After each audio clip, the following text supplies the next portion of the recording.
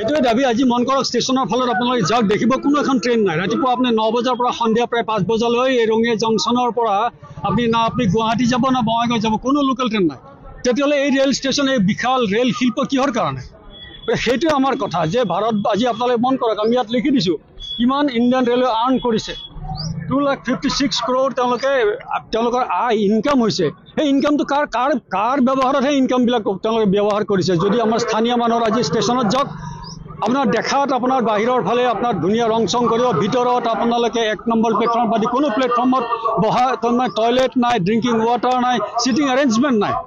গতিকে এই যিটো আমাৰ কথা যে ৰেল শিল্পৰ যিটো তেওঁলোকৰ উপাৰ্জন আয় সেইটো আমাৰ স্থানীয় মানুহৰ না কৰ্মসংস্থানত না পৰোক্ষ হওক প্ৰত্যক্ষ কোনো কৰ্মসংস্থানৰ ব্যৱস্থা নাই ৰেল ষ্টেচনত যাওক যিবিলাক ভিতৰৰ ভেণ্ডৰ তাত আপুনি কোনো অসমীয়া তাত কোনো সুযোগ বিচাৰি নাপাব কোনো অসমীয়া ব্যৱসায় তাত অস্তিত্ব নাপাব গতিকে আপোনাৰ মই যেনেকৈ ক'লো লোকেল ট্ৰেইন নাই তেনেকৈ ব্যৱসায়তো আজি আমাৰ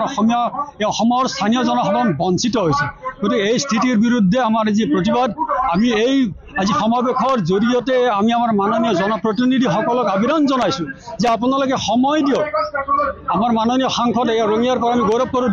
দুগৰাকীকৈ আছে আমাৰ ৰাজ্যসভা লোকসভা স্থানীয় বিধায়ক তেখেত এগৰাকী আমাৰ অধ্যক্ষ এগৰাকী ইমান সুন্দৰ পজিশ্যনত আমি জনপ্ৰতিনিধি নিৰ্বাচিত কৰিলোঁ কিন্তু তেখেতসকলে আজি এই ৰাইজৰ যি ৰেল সমস্যাৰ সেই সমস্যা সমাধানৰ কাৰণে তেখেতসকলে না জিএমৰ ওচৰত গৈছে জিএমৰ লগত আলোচনা কৰিছে না ডিআৰএমৰ ওচৰত আহিছে গতিকে প্লিজ কামন আমাৰ এই সমস্যাবিলাক সমাধান কৰাৰ কাৰণে আপোনালোকে সাংবিধানিক ক্ষমতা দিছে আমি আশা কৰোঁ এই সমস্যা সমাধান কৰিব পাৰে কেনেকৈ অৱহেলা মই কৈ নাথাকোঁ হয়তো দীঘলীয়া হ'ব বন্দে ভাৰত এখন ট্ৰেইন এইফালেদি চলালে ৰঙিয়াত কোনো ষ্টপেজ নিদিলে ৰাজধানী আছে 20503 আপনাৰ 5 দিন যায় কোনো ষ্টপেজ নাই তাৰমানে ৰঙিয়াক যি ধৰণৰ গুৰুত্ব দিব ৰঙিয়া মানে কেৱল ৰঙিয়া অঞ্চল কেৱল ৰঙিয়া নহয় আজি আপুনি মন কৰক গোটেই আমাৰ উত্তৰ পাৰ জড়িত হৈ আছে বিশাল নামনি অসমৰ এটা গেটৱে গতিকে এই ৰঙিয়াকো সম্পূৰ্ণভাৱে এটা তেওঁলোকে ডিপ্ৰাইভ কৰি ৰাখি থ'লে এইবিলাক খবৰে আজি ইয়াৰ বহিঃপ্ৰকাশ ঘটিছে